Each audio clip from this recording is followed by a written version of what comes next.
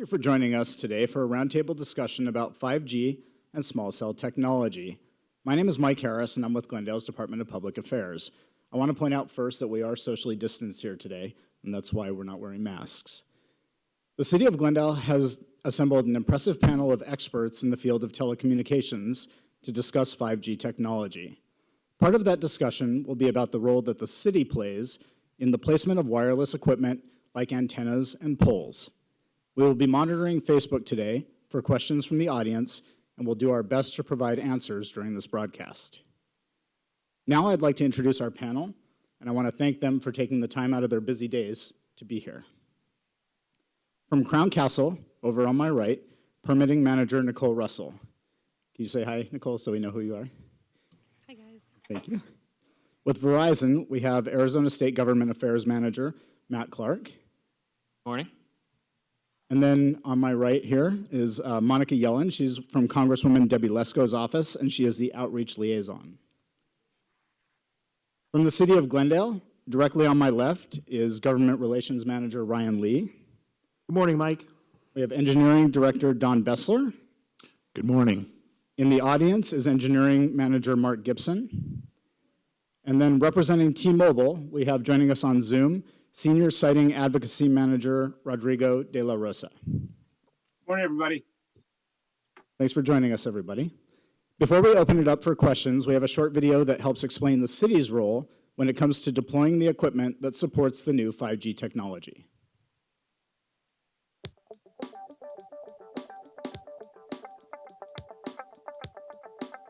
It's a very complex issue as we look at both small cell deployment as well as 3G, 4G, and 5G technology.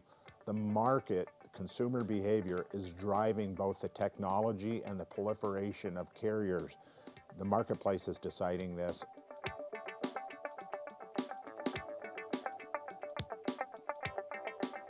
We don't have jurisdictional control at the local level to withhold use of the right-of-way for communications equipment. Our role in that regard is that we put permits in place that cell carriers, other utility providers use to use what's called the right-of-way, which is land that is essentially within the roadway network. The things that we look at typically are line of sight issues so that they're not blocking pedestrian and or vehicle traffic's ability to safely transport along our roadway network or sidewalks. We don't have any jurisdiction to limit the number, and there are multiple carriers. What we do try to do is work proactively with these carriers to partner with them so that we can try to reduce the proliferation of equipment. So from that perspective, for example, on our street lights, we have the ability to install an extension to the top of the street light essentially for 5G or small cell equipment.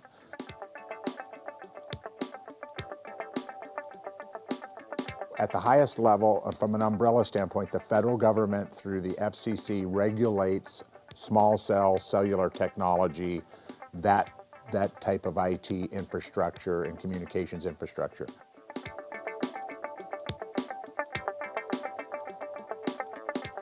We have some information on the city's website now. Anytime that they have a question, they can call the city or the engineering department. The city also has a very robust public assistance platform called Glendale One, and that would be a great way for people to also ask questions. Or through their elected officials. We have a very good working relationship with our elected officials' offices.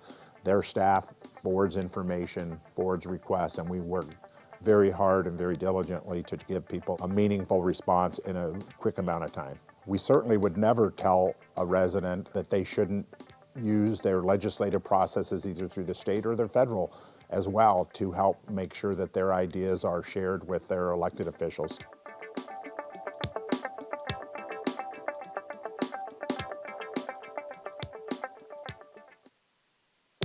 Okay, so we've prepared some questions for our panelists, and then like I said, if you're at home watching online or if you're watching us on TV, you can send in questions on our Facebook page if you log into the City of Glendale, Arizona Facebook page, and we will try to answer those questions as well.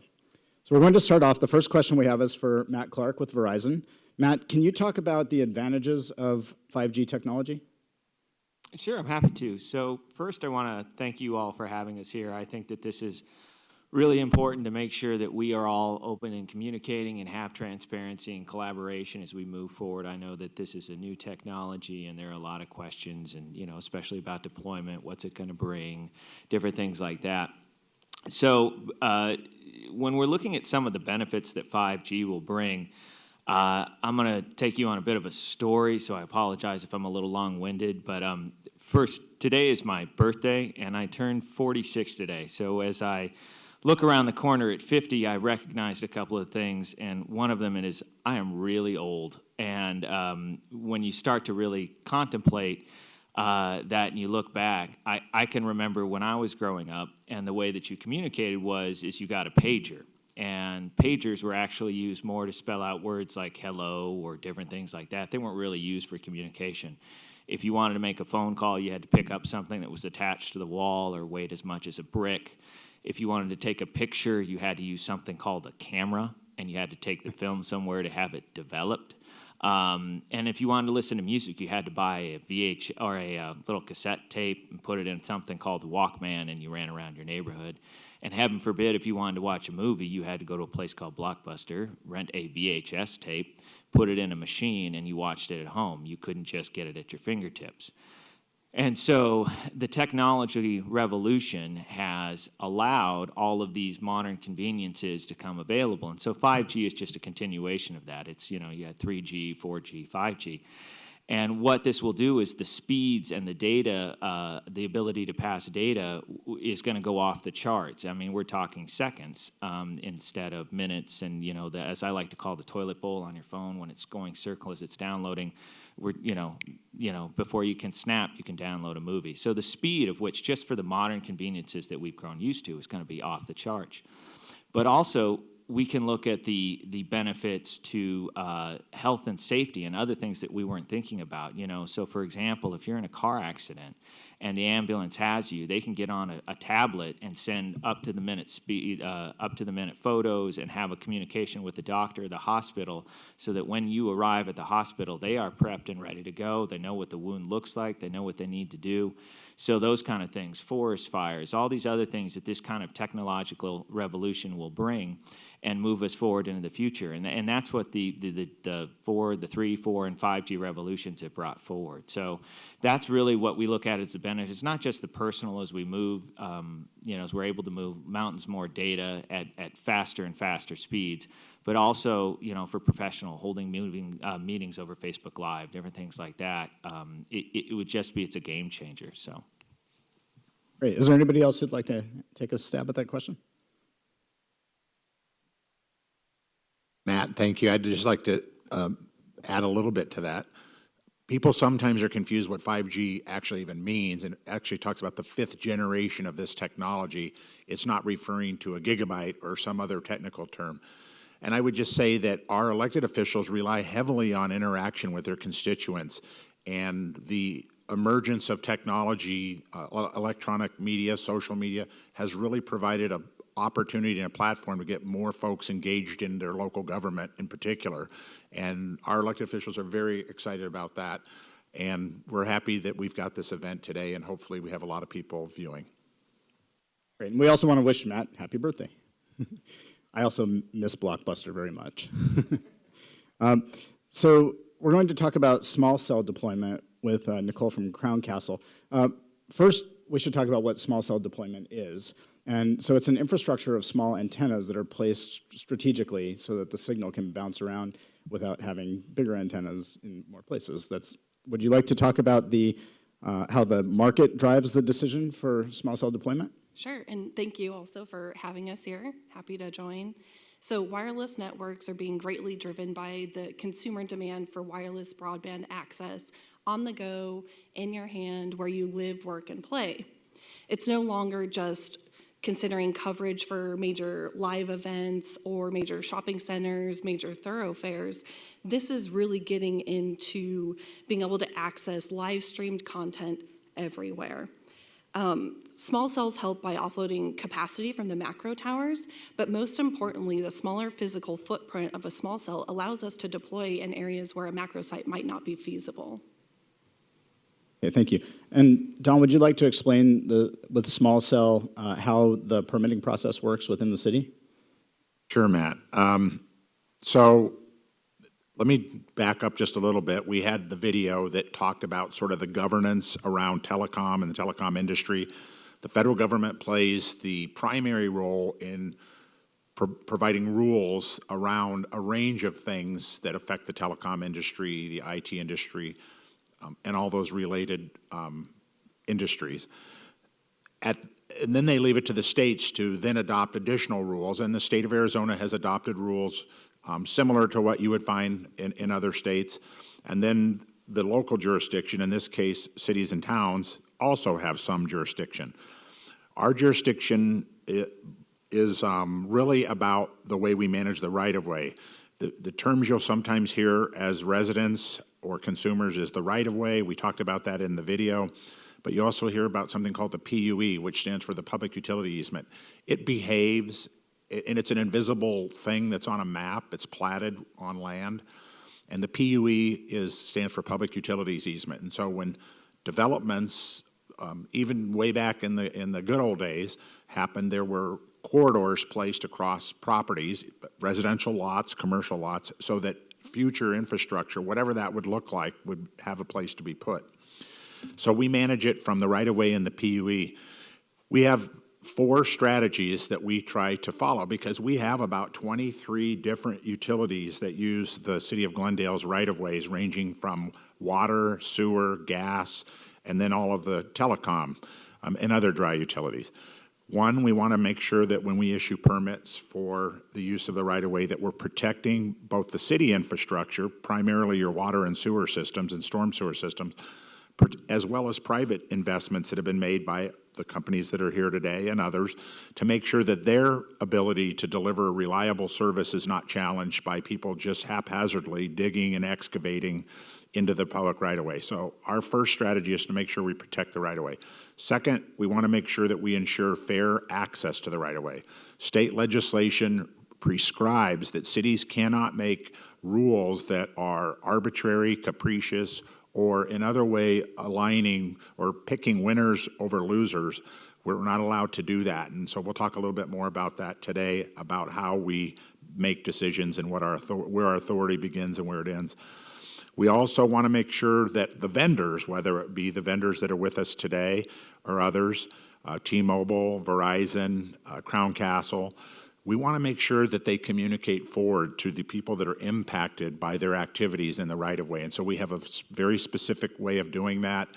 Typically, it involves pre-notification.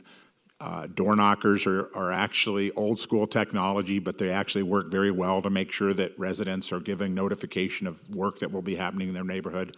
So that's part of the permitting process, Matt. And then we want to make sure our other strategic imperative is that we promote both quality of life and commerce. This technology in its 5th generation, and who knows where this will all, I don't know that it'll end. I don't think it's an end state. But those things are happening because the market is driving this. All of us as consumers are the ones that are demanding this level of ability to exchange data, exchange information, interact. And I suppose if the last year has taught us anything, having the ability to do that at a distance has really provided many, many people, all of us really, the opportunity to stay connected to the people we love, the work that we do, and to the people that we serve. So we do have a way of doing that, and we have limitations, and I'm happy to talk about as we go a little further into this. Okay, since we're talking about that subject real fast, we'll get to Monica in just a moment, but can the city flat out deny permit or cell towers? I'm sorry, I didn't quite get the question. Is the city able to deny cell towers? Oh, thank you.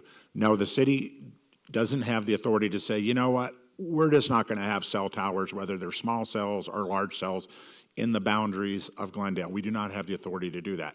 We do have the authority to regulate the placement of them to a degree that we're being reasonable.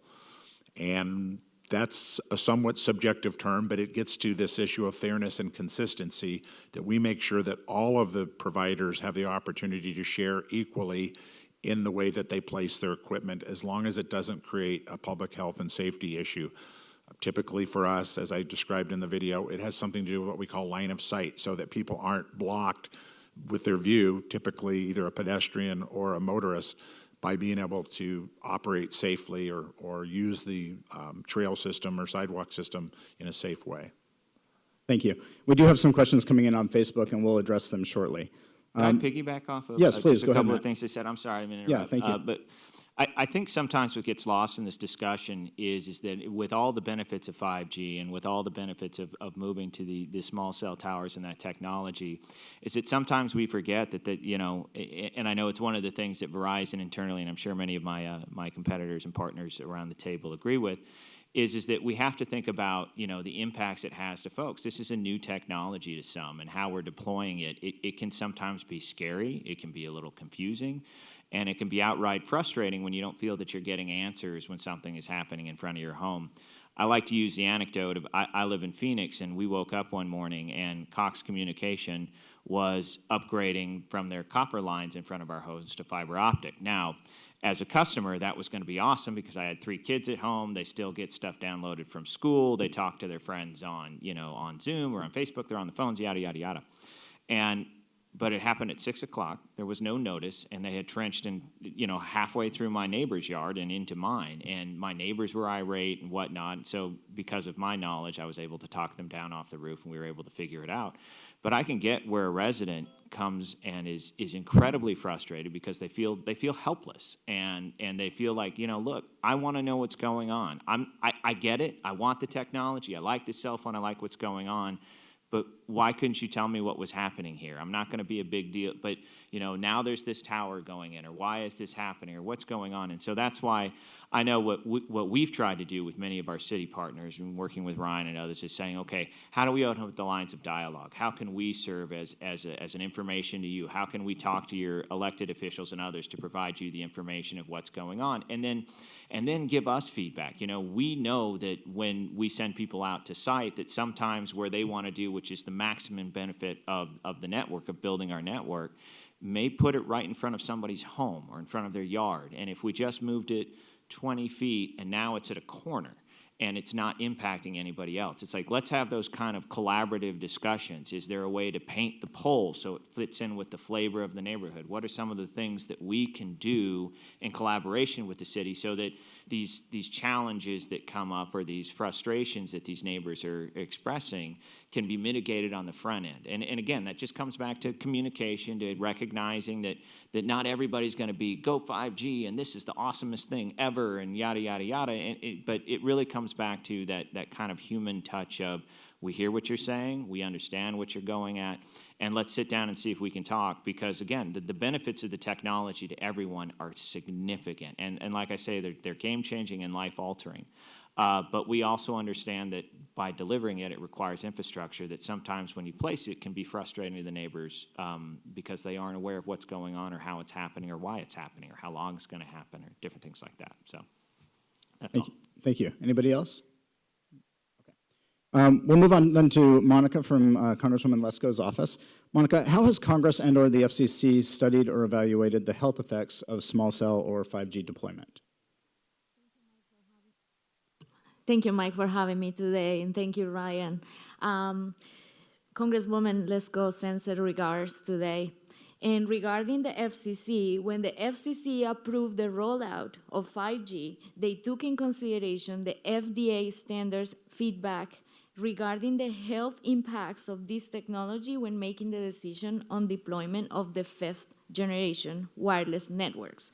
Besides also using the FDA, the FCC also relies on the advice and the studies for other done by other government agencies, such as EPA, which is the Environmental Protection Agency, to the National Institute of Occupational Safety and Health, and also OSHA. Also, Congress, as we know, has the Committee on Energy and Commerce, and they also rely on all this information and these studies and these results and statistics done by the FCC and the FDA. Back in December 2019, the U.S. telecommunications regulator, which is the FCC, voted to keep in place the standards for how much exposure to the radio frequency energy cell phones and antennas emissions is safe. So the FCC found no basis for changing the exposure limits. The FCC makes these decisions based on this data, as I mentioned before. Also, the FCC continuously monitors new scientific data and information and monitors exposure limits. In other words, a lot of people have the concerns with 5G being a stronger, with a stronger radio frequency. However, I make this example to everyone. Let's say that you have a neighborhood that has 10 homes and you need to supply water to these 10 homes. So you need a pipe that has, I'm making this up, 4 feet of in diameter. Then you build more homes. Now you have 20 or 40 homes. What you have to do is you have to increase the diameter of the pipe to be able to supply the water to all these houses. So what FG will be doing, it will be increasing the capacity to be able to supply the needs to all the neighborhoods, and especially in Arizona, our population is growing, so we need a better bandwidth. So that's specifically what is happening. And I'm not a technology expert, but based on the studies and the things that we know from the FCC regulations, they always are making sure that cell phones and equipment are safe and meet the standards for the public. And one important thing, for example, is the skin exposure, the heat exposure to your skin regarding cell phones and all this equipment, as well as just because you have more antennas doesn't mean that you're going to have more exposure. It's actually better because the more antennas you have, the less outreach they have to do, so it will be not as strong. And of course, the cities have to work on these permits, and they all, of course, follow federal guidelines, but they also have some jurisdiction in certain things.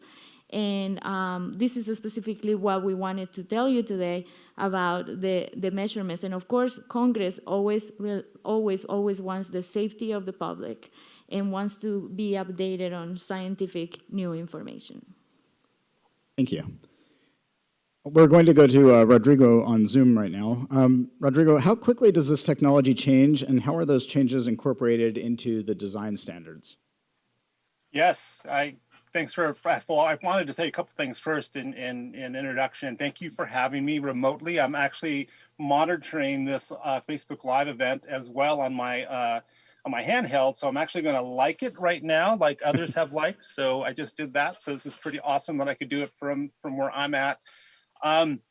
So I've been working on network development for the past 27 years. I was listening to Matt, how he said it was his birthday today, and I was trying to figure out who's been doing this longer. But it sounds like we've been doing this for about the same time, where he was mentioning two-way paging, which is something I recall working on when I first started doing this. So to answer your question, I mean, things have changed significantly from two-way paging to 3G to 4G and now to 5G.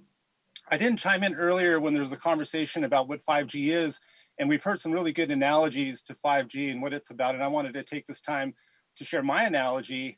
You could think of 5G, this may resonate with folks out there, who are always updating the software on their computers when you get that note that Microsoft wants to update your software, but 5G could be looked at as a software update for a better user experience. Wireless carriers, what we're doing with Matt and his group at Verizon and myself and our team at T-Mobile are simply repurposing radio waves for 5G within the radio spectrum that has always been utilized for broadcast and wireless signals in this country. So it's nothing new. We're just repurposing the signals and being more efficient with them. So with 5G, speeds are faster.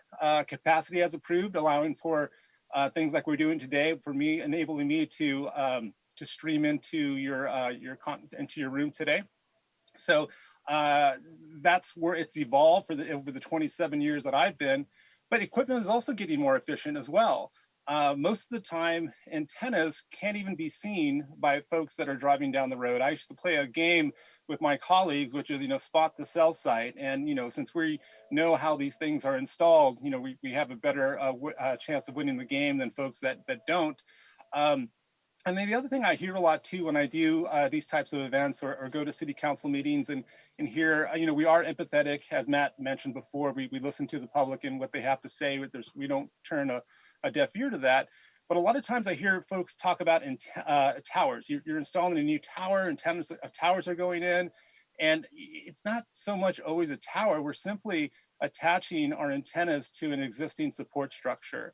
So a lot of times, carriers go into an area where we need to improve our coverage, and we look at, well, what's existing? Is there an existing utility pole that we could attach to that already has, similar facilities on there, a canister or other things, and we're just simply adding to a structure that's already in place? Can we attach to an existing building, that we could possibly hide our antennas behind a screen wall that's transparent for our signal to get through, but can't be seen by the general public? It could be painted to match the building. It could be painted to match a brick facade. I mean, again, most of these things are unseen by folks unless you're trained in seeking these out. Water tanks are another great existing utility structure or existing antenna support structure because they're tall. They're already there. We could mount to the existing rail. Many different applications, but in the end, I work with the local jurisdiction, adhere to their design guidelines, and find the best way to bring our great service to your constituents, to our customers in any given area. And so I'll stop there to see if you have any questions. All right, thank you. Any other discussion on that? That's a great statement of how we go in and how we repurpose it. And I think that I know from Verizon's perspective, I'm sure it's the same with T-Mobile, is that when we first go in, what we're looking for is current infrastructure. We're not looking to place new stuff or to do it, and also to have as light a footprint as possible.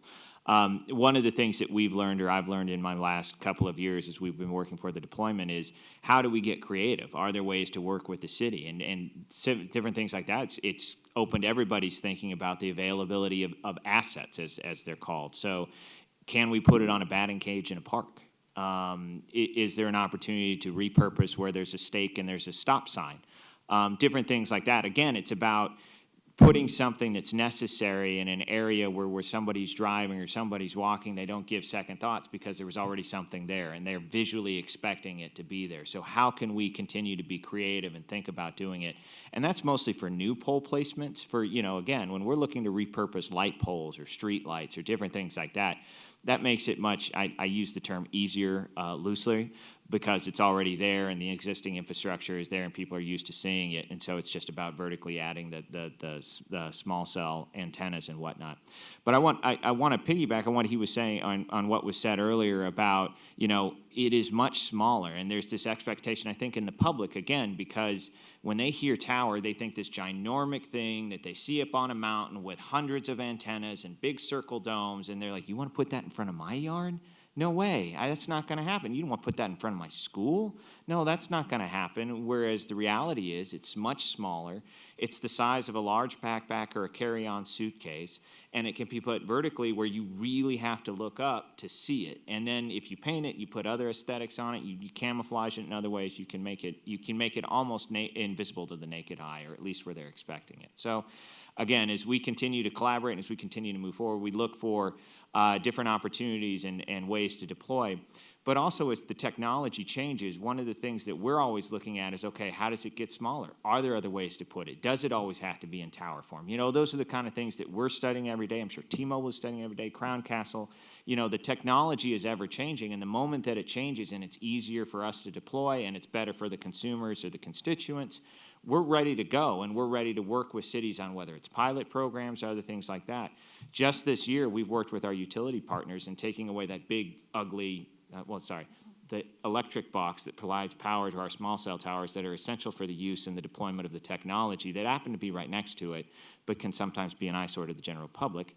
We are working on removing that and putting the meter on the pole or even in the pole. And so these are the kind of discussions where just this year it's evolved from we have to have the power box to, well, wait, we can put this on the pole, remove that power box entirely, and now it just looks like a light pole. So those are the kind of things that are ongoing, that are ever changing, and I just thought that was the most recent example of things that we've used. So, great.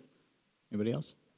So regardless of the aesthetics and everything that you're talking about, we do have some questions from the public, and one is, someone who does not want this in their neighborhood, so they're asking, this is from Kelly Amling on Facebook, how can we ensure this 5G addition is not added to the light poles on our street in our neighborhood? Is there a process we need to follow, paperwork, legislature, stuff like that? So if somebody does want to talk to maybe their legislator or to one of the companies involved or the city, what is the process for that? Our office is available at any time for any constituent that lives in District 8 or even in other districts to discuss any suggestions, any feedback, any concerns. We will pass it along to Congresswoman Lesko, to our legislative team, and we'll keep it in mind for future legislation in case it goes to regarding bills or is discussed on the floor, especially the Energy and Commerce Committee, which Congresswoman Lesko is a member of. And you can call our office at any time. May I give our phone number? Yeah, go ahead. Sure. So if you decide to call our office, you can call 623-776-7911. Again, 623-776-7911.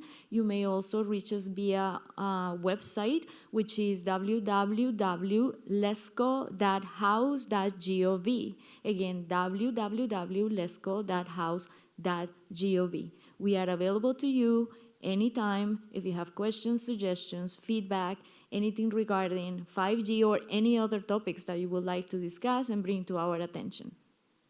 Thank you, Monica. Anybody else?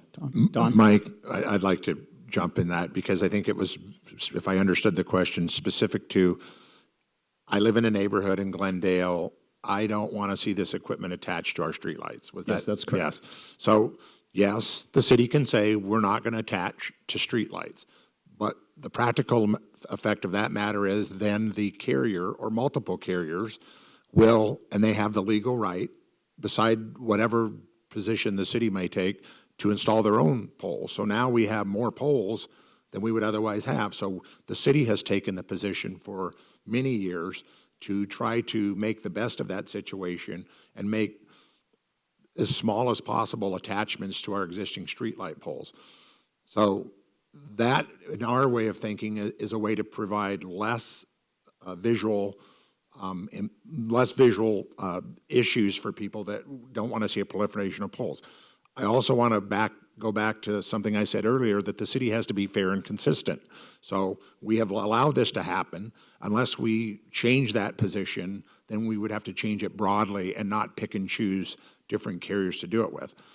Also, having said that, and I think the flavor of what I'm hoping the audience is picking up on today is that we try to work, and Ryan can speak to this when I'm done, very proactively and more of a collaborative approach. Mark Gibson was mentioned earlier. He's in our audience today. Our experience has been that the carriers try very hard to understand the local conditions and work with us to make adjustments, move to some extent their infrastructure as best as practical. But could we deny them? Yes, but it would have an unintended consequences of actually a proliferation of more equipment, and it could be essentially right next to our street light. So it isn't like we'd say, well, you can't be on our street light, and that moves them out of the neighborhood. If a carrier determines that that would be a place that they would want to provide their service, then they have the right to do that. Yeah, and to add to that, the state and federal laws are in place, and they give that authority to our carriers. And so, to Don's point, we've taken the approach of let's work proactively to try to mitigate and address any of the concerns. And I'm really grateful for our partners who are here today.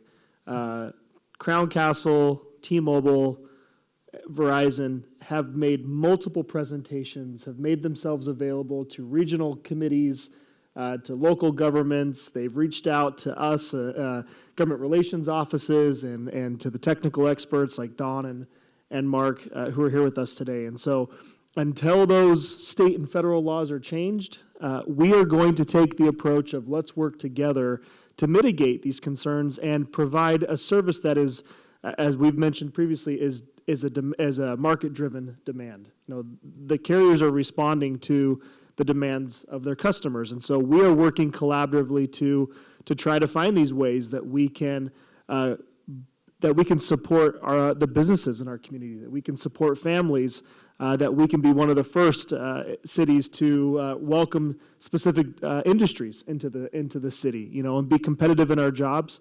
And in working together, the city and our telecom providers were able to bring this service to our city faster, and to do it in a way that is trying to mitigate any of the concerns that are shared with us. So one point to leave, if there are concerns about the aesthetics, if there's concerns about the placement, reach out to us. The best way is reach out to your council member, reach out to the city, and we have all of our partners on speed dial, and we communicate regularly, and we can address that together.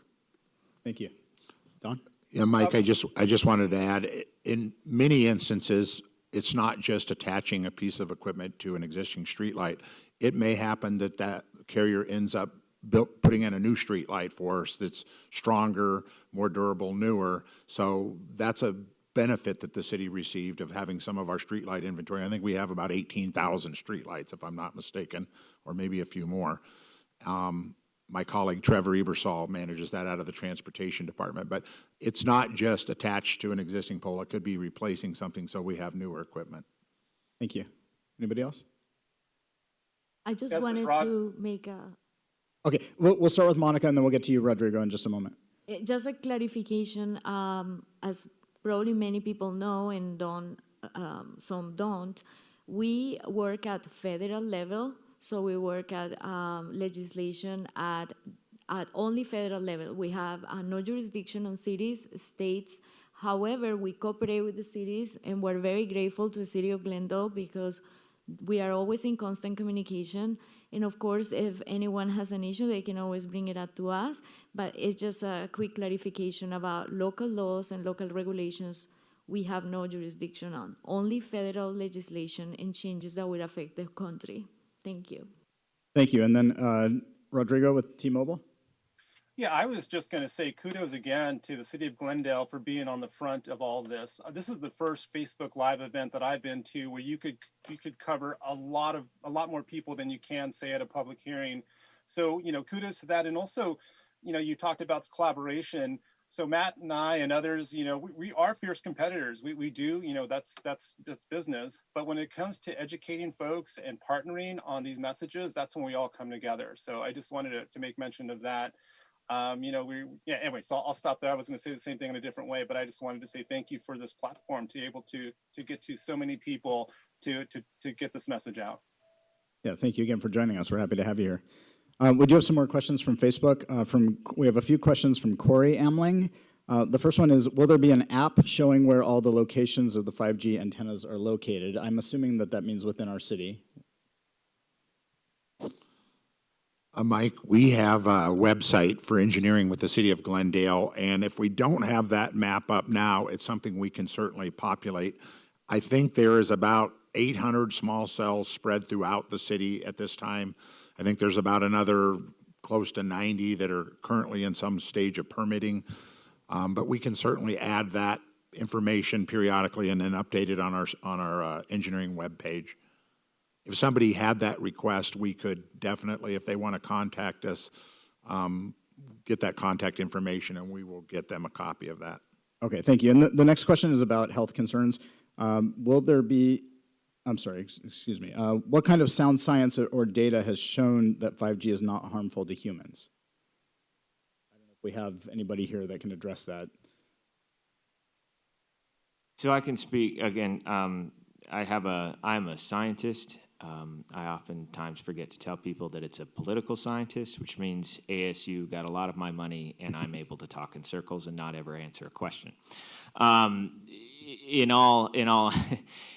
answer to that question, this has been studied by the FDA, the FCC, the WHO, and others. There's numerous studies out there. I think I provided a couple to Dawn, and we can certainly do that. I'm sure Rodrigo and T-Mobile have a lot of the same information, and we can make that available. But it has been studied significantly.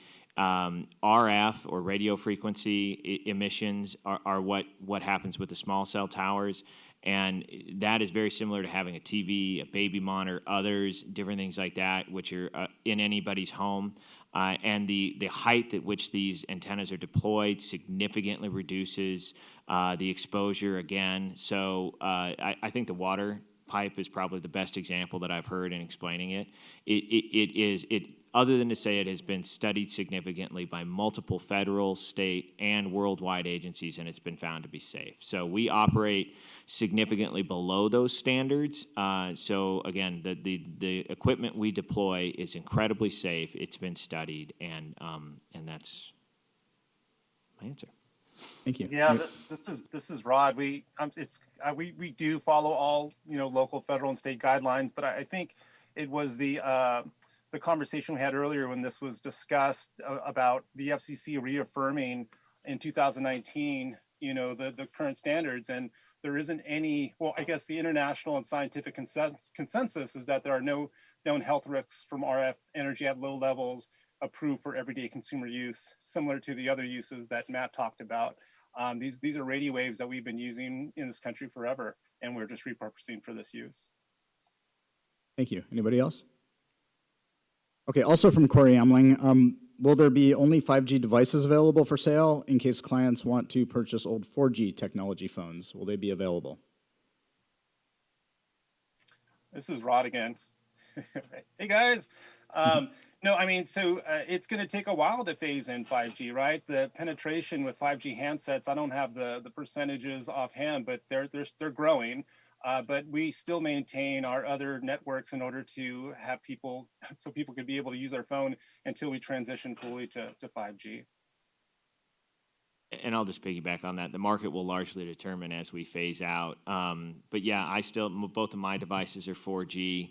5Gs, I believe, just hit the market around Christmas time, if not just a little bit earlier. So the proliferation of 5G devices is coming, but it is not at saturation yet. So as that continues to happen and as more people phase out of 4G, it'll be very similar to, again, I brought in an old phone that I have, which was a flip top when we were looking to get my daughter a phone.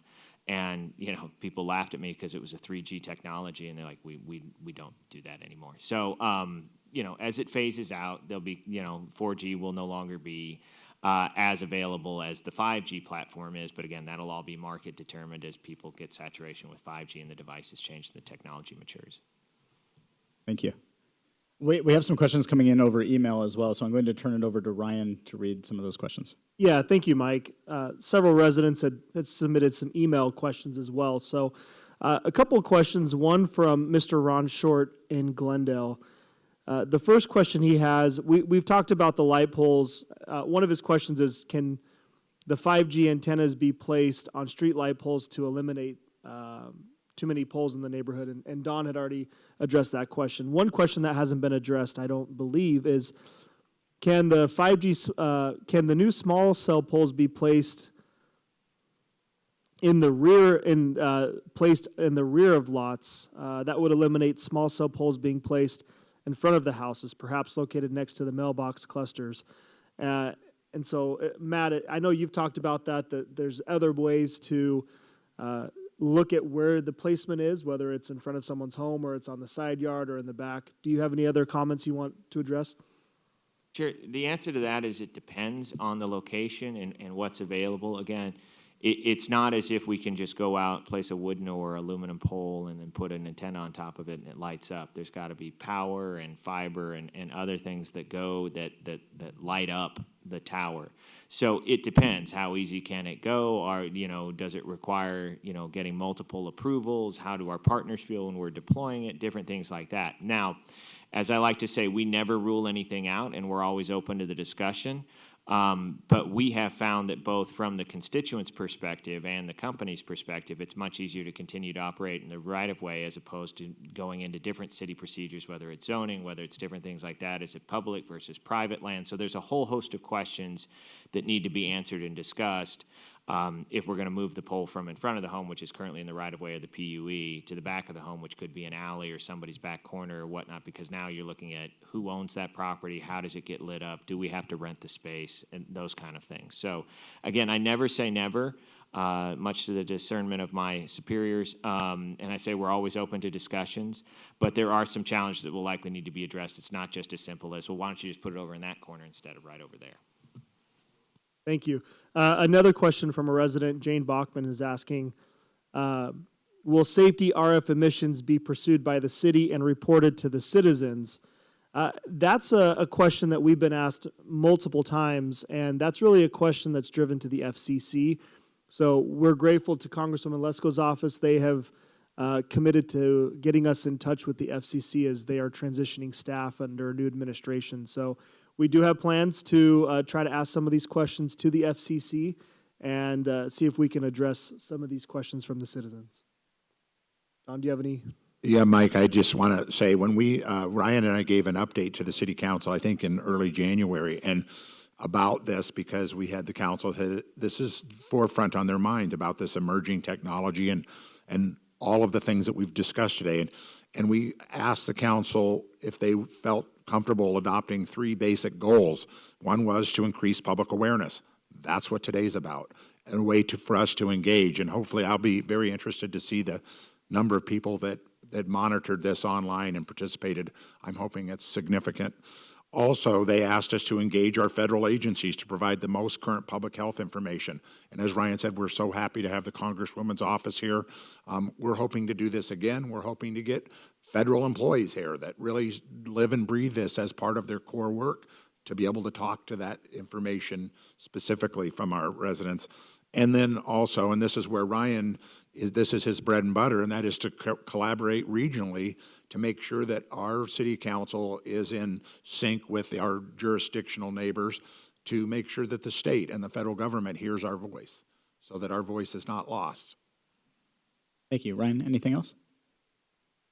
I believe education is very important, and I really appreciate everyone here today because you are teaching us things that maybe we didn't know, and the public needs to know about what 5G is, the benefits, all the technicalities. The explanation of the antennas was a great explanation.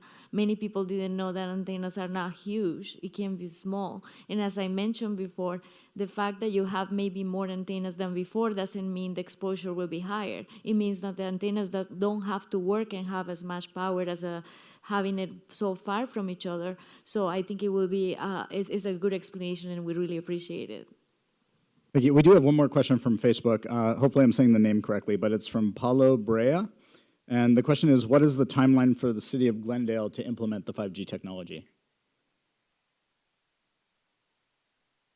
Mike, the city doesn't have the power about that. This really is one of the points we tried to make. This is consumer-driven, it's market-driven. It would be up to any of the carriers to come to us and request permits. So we don't have a gate or some sort, we don't keep the gate on that. We respond to the requests that we have for permitting. Anybody else? I can say that we recognize that Glendale is the gateway to the West Valley, and as its growth and whatnot, it is essential key. And so we continue to work with the city as we look to deploy and grow in the future. One of the challenges that I know that we face, and I'm sure Rodrigo and T-Mobile faced as well, is the pandemic kind of changed things. And so now it's adjusting to the fact that, data used to be downtown for certain amounts of time or specific amount of time, weekends, sporting events, all this other stuff.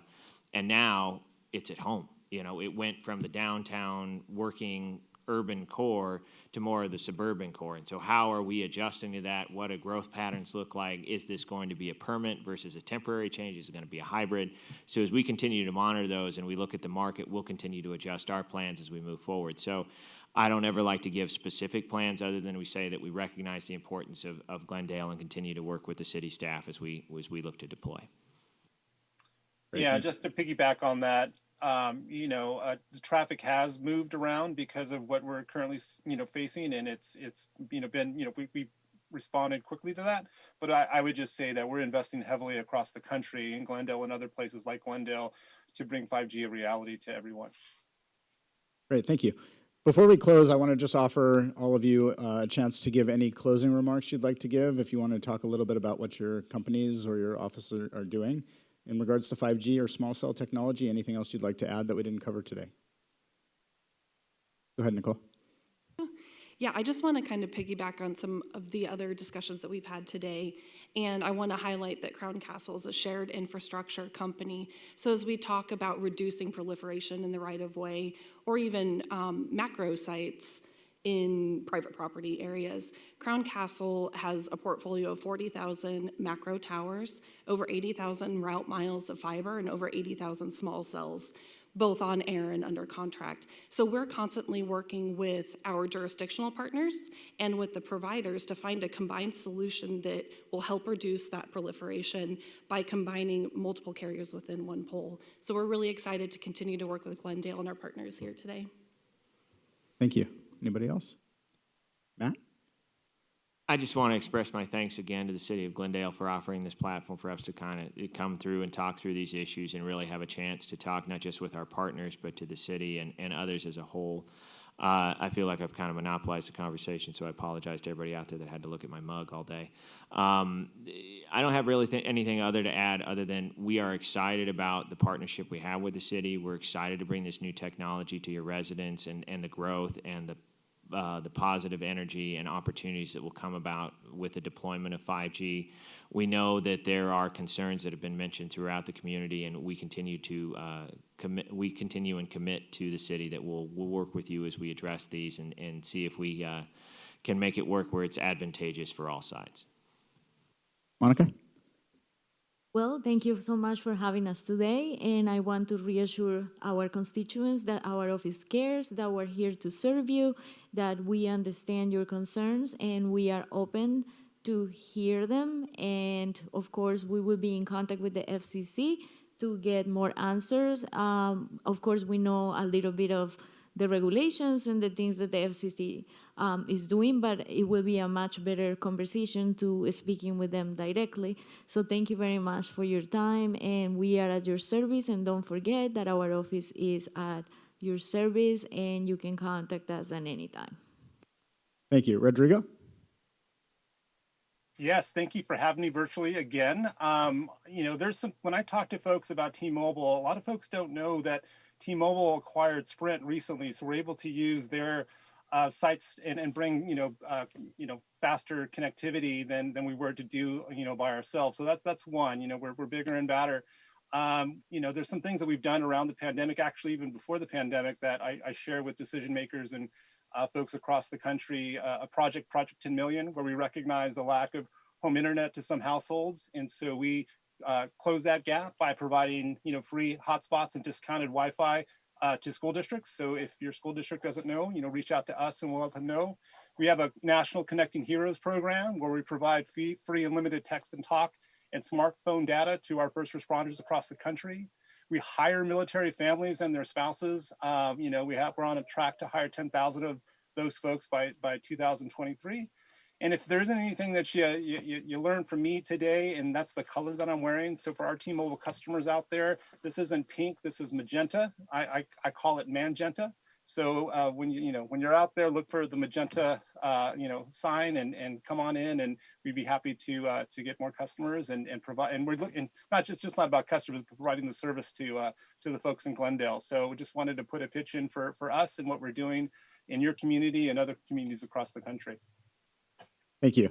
And Ryan or Don? Ryan? Yeah, thank you, Mike. Just to reiterate, to reiterate or emphasize, the Government Relations Office and the Engineering Department, we are committed to working with our carriers to try to mitigate any concerns, but also we're working as a region, and we're engaged with other cities so that we can learn what some of the best practices are, so that we can be consistent, that our requirements can be consistent, and that provides some clarity to our partners so that they can have seamless operations as they're going between Phoenix to our east and Peoria or Goodyear to our west. So we're continuing to work with our cities, our neighboring cities in the region, with our carriers, so that we can mitigate concerns, streamline the process, and try to improve service to our residents.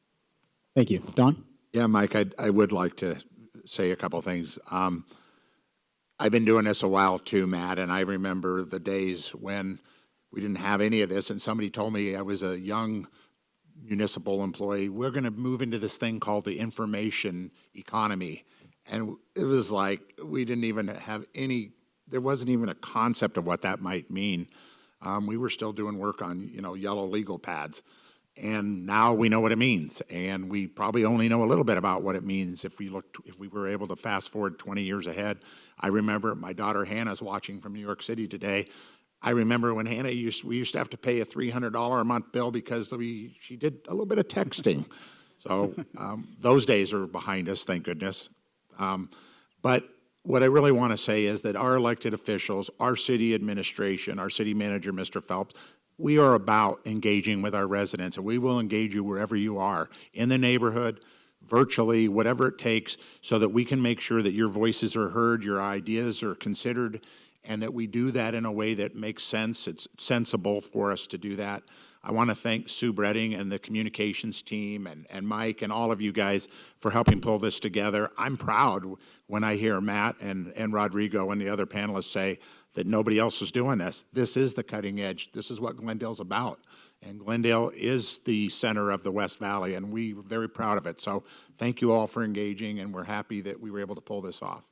Great, thank you. And we're going to put our website up on the screen, but it's also, I'll read it off. It's www.glendaleaz.com/wireless antenna. So that's how you can reach the city in regard to this.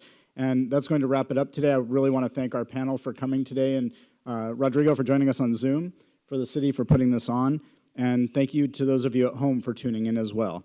So again, the website, www.glendaleaz.com/wireless antenna, is where you can go if you have any more questions. You can also leave questions on this Facebook post. Thanks, and make it a great day. Cue the phone.